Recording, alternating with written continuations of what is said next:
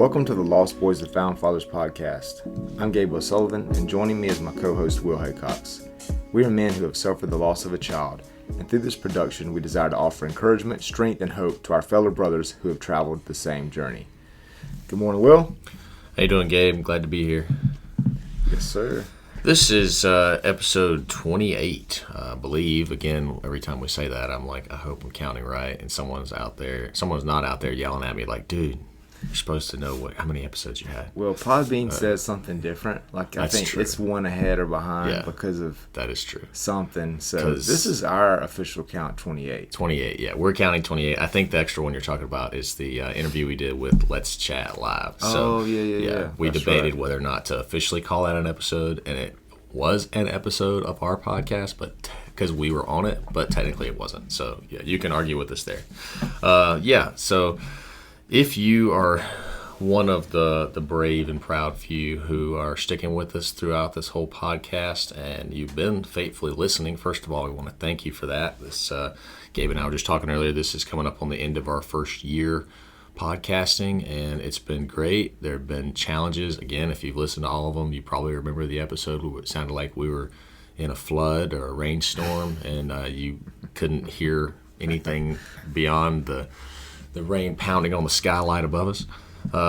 But we are recording for our first time since I think we talked about October 2nd, and it is now, December 11th.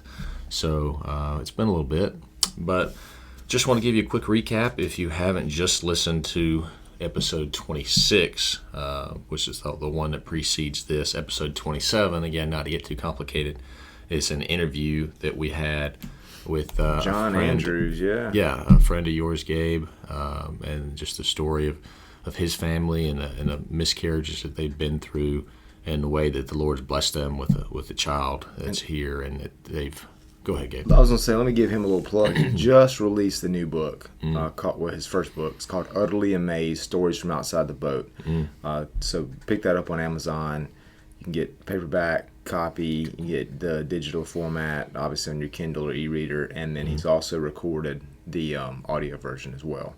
So cool. John Andrews, Utterly Amazed, Stories from Outside the Boat. It's fantastic. I read it in 2 days. Could have read it in one, but I have kids and they were around, so I couldn't read it in one. But it's fantastic. I definitely highly recommend it. Yeah, so I would check out that episode we did with him if you want to know a little bit more about him and his family story, and then check out Utterly Amazed as well.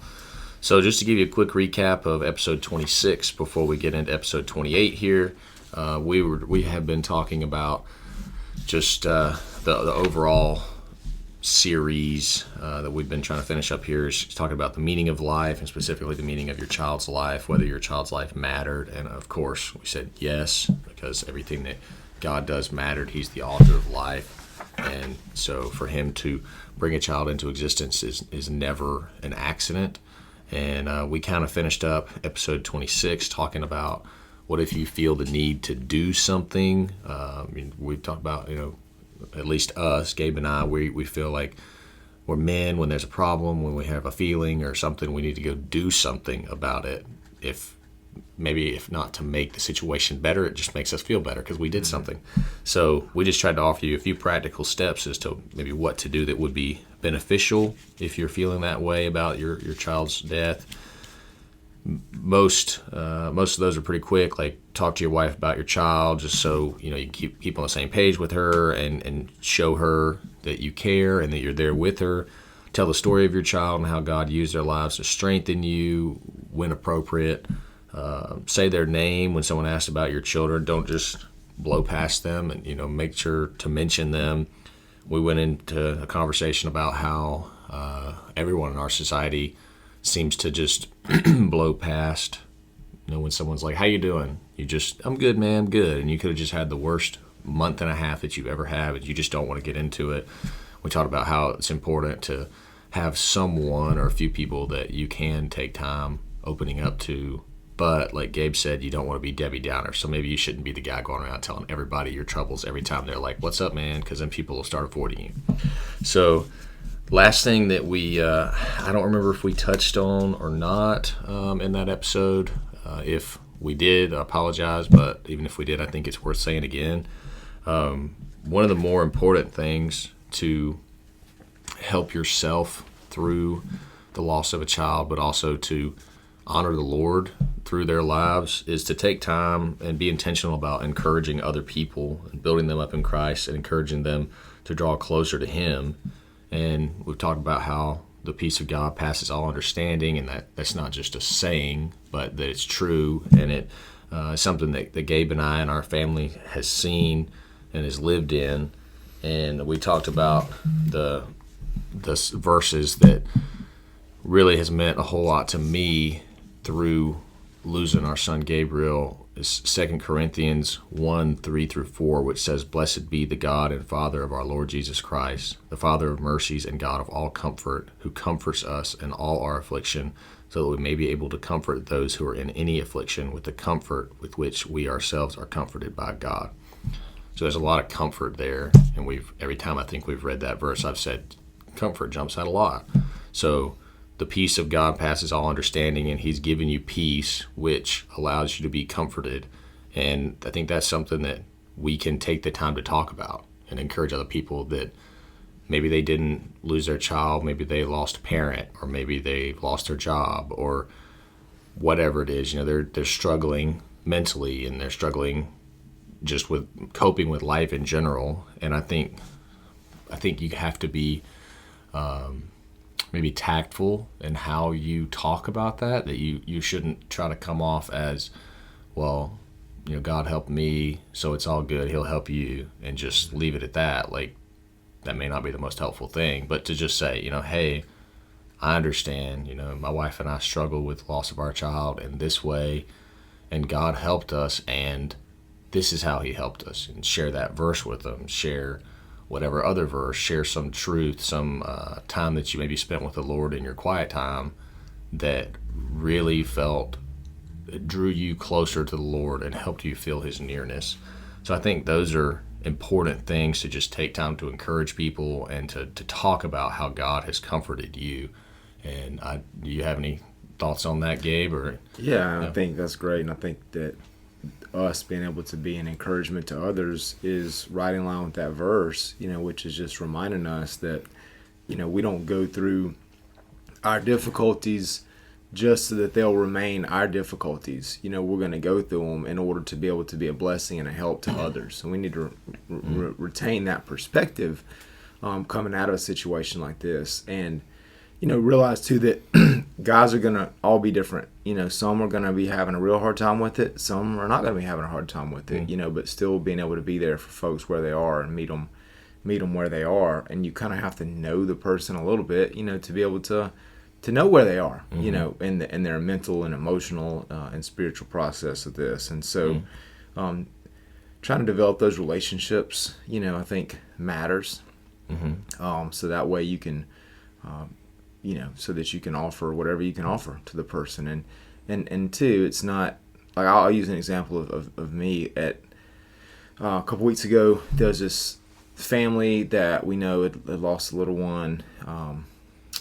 Can't exactly remember the circumstances, but it was my wife had been meeting with the wife of this couple, and I met the dude at a thing at church, and we were just talking, and then he kind of brought up a little bit, the situation, like, oh, hey, I'm so and so, my wife's been meeting with your wife, and I was like, yeah, and then I just kind of like jumped into this, man, I'm so sorry that y'all have gone through this. My wife and I, had a hard time years ago, and I just want you to know you're going to get through it. And I don't know what I said. But then, and the dude, like, quickly was like, so how about the football game, this weekend or whatever. And I was like, okay, that's, and so then I realized, like, that was kind of, I think, not cool to me to just like jump in and assume this dude wanted to like talk about all this deep stuff like at this social event we were at, and it would have been better and smarter if I would have just shot the breeze with a guy for a little bit maybe, and then just tried to get to know him, and develop a relationship with him before I started to offer him this encouragement or what I thought was some kind of, words of wisdom or whatever. So, I think relationships matter, and I kind of learned my lesson on that. Yeah, I think I'm prone to doing that too. My wife and I have had some conversations with someone maybe that my wife and the wife of this couple, like you say, kind of connected and had those conversations. And then when I got together with the guy and we started talking, I did the same thing. I assumed like, okay, well, we're getting together and this is the thing we have in common. So of course that's what he wants to talk about. Right. And yeah, it was that same like, okay, this is weird. He doesn't really want to, we don't know each other. We just met. And like, I can understand maybe he doesn't want to seem vulnerable around this guy. And, like you said, we're doing this podcast and we are used to talking with each other at least about this. And, I guess you are further along in this journey. And so you took the time to encourage me when we first lost our son.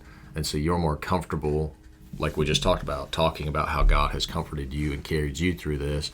And I'm getting there, but it's something I guess we all need to remember, like you said, that the relationships matter, and just jumping into like, here's the steps, this is exactly what God did for me and the same thing is going to happen to you. It can come off maybe as a little bit, first thing that came to mind is name it, claim it, but I don't want to go that far.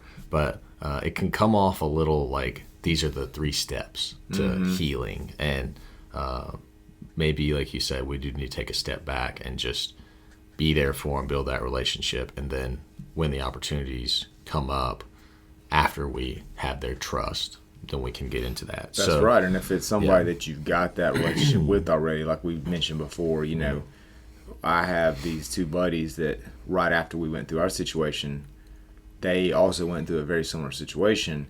But I've known these guys my whole life, right? So I had that relationship and I had that trust, and so I was able to jump right in, because I've known these guys literally since, elementary school and since middle school. But with somebody that's new to your life, like you said, we don't want to just jump in as the authority and like, here's your steps. And while that may be true, like it may be that here's these 3 steps or whatever, like you said, sometimes folks, they're not ready to hear that yet. And they just want to know that somebody's there, that they can have a friend, even if, and knowing that commonality is there kind of beneath the layers, but we don't have to necessarily, jump right in on that. And and again, guys, like I remember talking to this one guy one time, and he and his wife had miscarried. She was not very far along. I mean, she was, I don't know, man, 8 or 10 weeks, something like that. Not very far. And well, no, forgive me, they didn't miscarry. They thought they were miscarrying. And because she just started like, bleeding or whatever, and maybe they were further along. I can't remember how far they were, but I remember it was Super Bowl Sunday. We were getting together, and this had just happened that day. And so I was like, man, I was feeling really bad and sad for him, and I was like, man, I'm so sorry, and God's got a plan. Like, He's gonna get you through this, and he was like, dude, this just happens. He was like, miscarriages happen. It's been happening for years. He was like, if that's what God intended for our child, then that's what God intended for our child, and we'll see him one day. He was like, I'm cool with it. Like, and he was like, I mean, I don't know if that was just a facade or if that was just like, he really just saw it that way. Like, he was not, it was almost like he wasn't affected at all.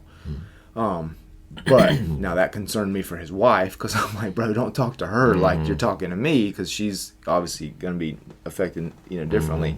Not that he didn't care for his child, not that he didn't care for his wife, but he was so differently wired in that capacity than I was, that I had to kind of back up and be like, okay, he needs something different from me than this like sympathy kind of thing that I was coming at him with, because he didn't need it. Now, thank the Lord, that was just some random thing. They ended up having the child. Child is fantastic, beautiful, and fine. Wow. But that was a blessing for sure.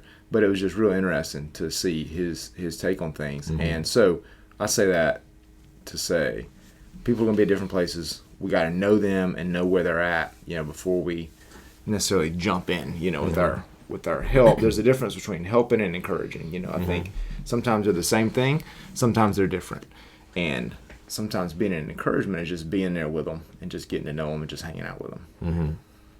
Yeah, another thing that I think was helpful for me, and I don't know how you feel about it, Gabe, if it was something that stuck out to you, but I know what I have here is like talk about the ways you've seen God working through the life of your child, dwell on those things when you have a rough day or week or month. For my wife and I think I told the story before, obviously, when we first got into talking about our children. Long story short, my wife has been to Haiti several times. She has a heart for Haiti and a connection to an orphanage / like children's hospital down there, like a malnutrition clinic, I guess. And instead of asking for flowers or, I don't know, whatever financial gifts to us after we lost Gabriel, she felt burdened to ask that people just donate to that ministry. And I don't know, even like right after his funeral, like 2 or 3 weeks later, we got an update from that orphanage that I think they'd gotten like $2,000 or $3,000, and that was enough to fully pay for the like the nutrition treatments or the malnutrition treatments for like 17 kids. That it was something that, like, basically from what I understand is they take a child in like about to die, like totally malnourished and just in terrible shape, and they have this like super calorie dense and nutrient dense, whatever it is, liquid milky type stuff, and they give them a whole course of that, and in like a month or 2 months they come out and they're like supposed to be, totally healthy up to or I guess as healthy as you can get them and something like that, up to a healthy weight and in good shape. And so it may be a little too clean cut to say it this way, but kind of what I've been holding on to is that through Gabriel's death, the Lord has used that and used the generosity of the people who know Hannah and I to allow 17 plus children in Haiti to live and to, who knows what God's going to do in their lives in the future. So that's something that for me was really easy to hold on to. And this podcast, another thing that the Lord has brought out of losing Gabriel. But when I'm having a tough day, I can just hold on to, like, God, I may not understand why you did what you did, but it's not all bad. It's not all bleak. It's not chaos, and you're not in control, Lord. Like, you used this terrible situation for my wife and I to bring life and to bring healing to several children that I'll probably never even meet. So I don't know if that's something that you can relate to, but I think that is a helpful thing to have something to hold on to in the days that it feels like your children's life didn't matter, or that this is all just some random chaotic thing and you have nothing to count on.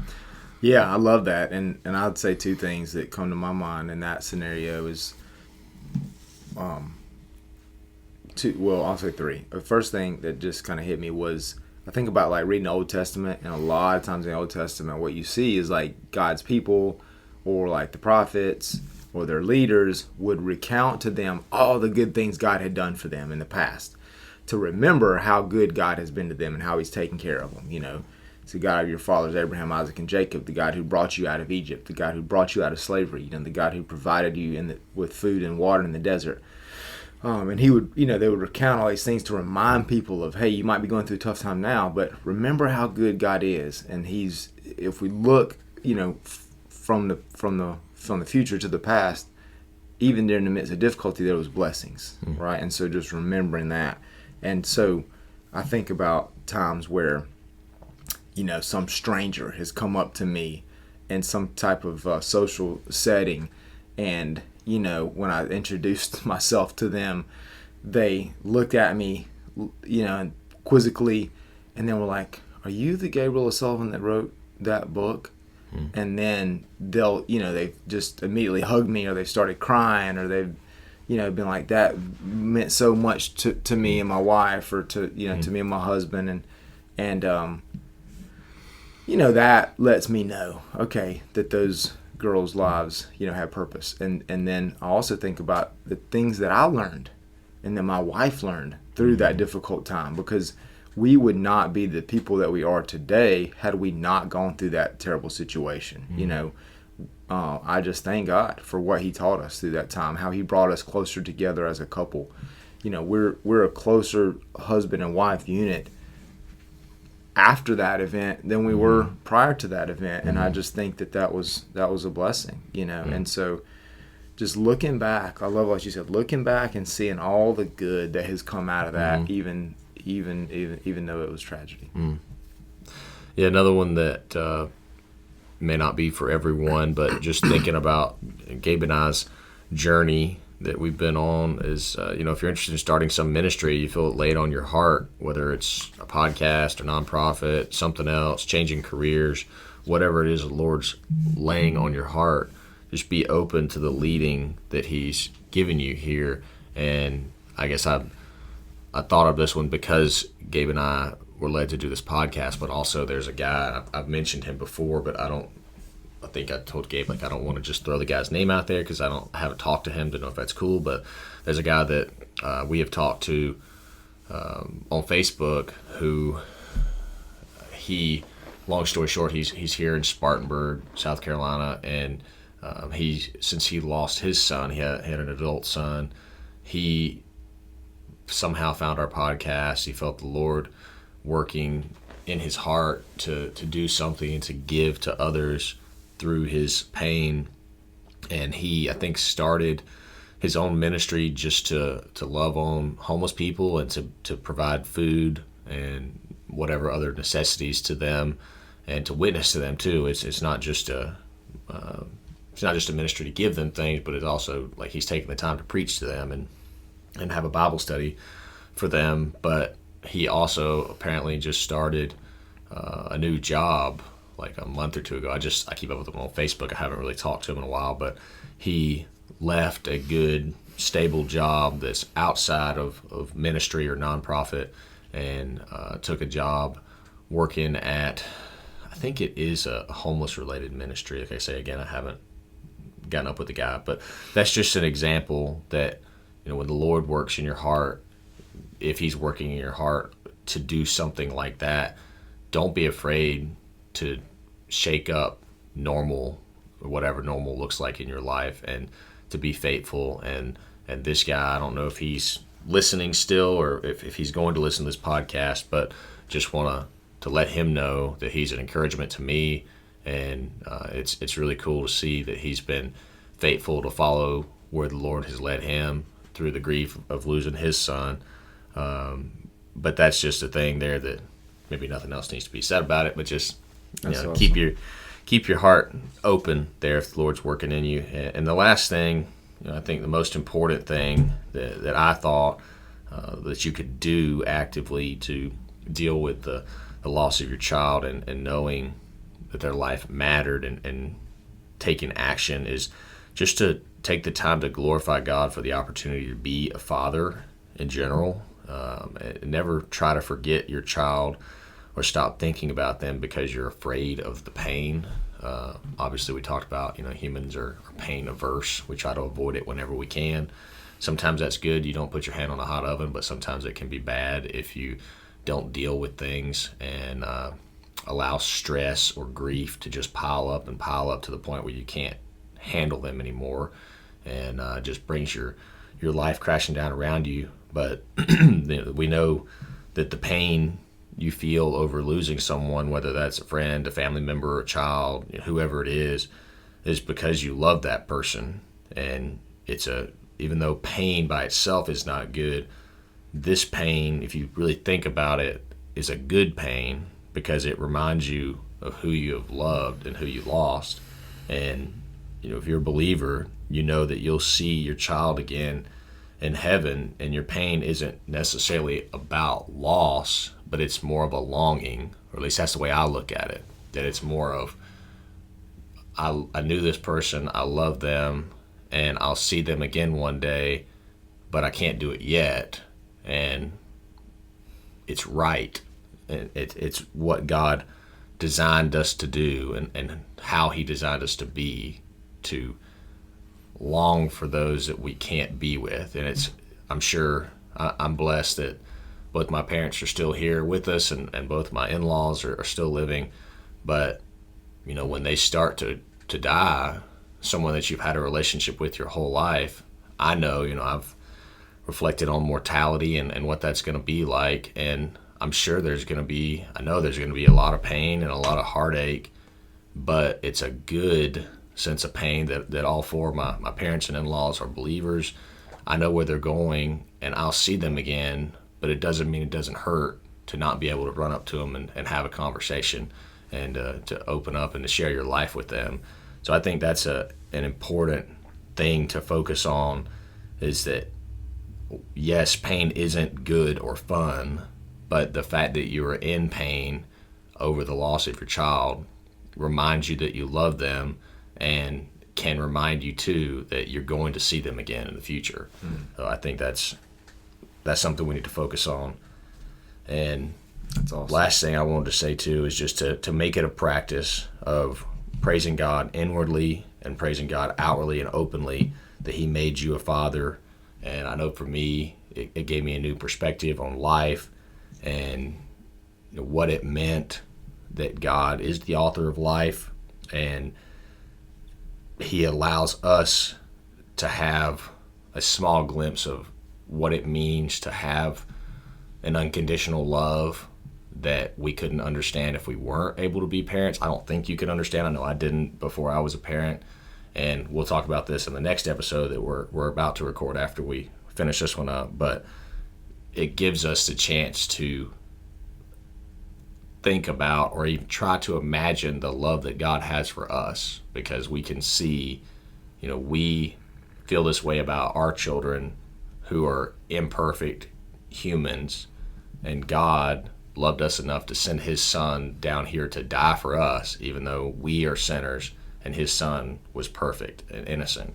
So I think those are easy things to say, I guess, and harder things to preach to yourself and remember when you're going through the middle of that pain. But I know that for me, it's been very helpful to just take the time to try to be thankful. And I wanted to say at the end of this one too, when I made my notes, that we talk a lot about the hope we have and the assurance we have that we are going to heaven and we're going to see our children again. But I don't know if we've mentioned it explicitly before. Like, some of you listening may not be believers, and I just wanted to say, you can reach out to me on Facebook, Instagram, Twitter, wherever, and I'm glad to encourage you further to read your Bible and to pray with you. But Gabe and I are, unless we know you personally, maybe it's better for you to talk to a friend, family member, or pastor. But if you don't have a relationship with the Lord and you're questioning these things, do I have assurance that I'm going to heaven? What does that even mean? Don't delay. As soon as you hear this, seek the Lord and He'll answer. And don't put it off till tomorrow. You never know, whether today is promised to you, or if you'll make it through the night. And if you are feeling curiosity about what it means to be a Christian, open up your heart and ask the Lord to reveal Himself to you, and I think He'll be faithful and He'll do that. So. That's awesome, man. Thank you so much. So with that, we're going to end this episode. Next episode's going to be great. It's going to be on surviving the season. So thank y'all for joining us today. Make sure you follow Lost Boys and Found Fathers on Facebook, Instagram, and Twitter. And you can also check out my book on Amazon. It's called Thy Will Be Done. Put a question mark at the end of that. Type in my name, Gabriel O'Sullivan. Thank y'all again for joining us. Let's not be lost. Let's be found in Him.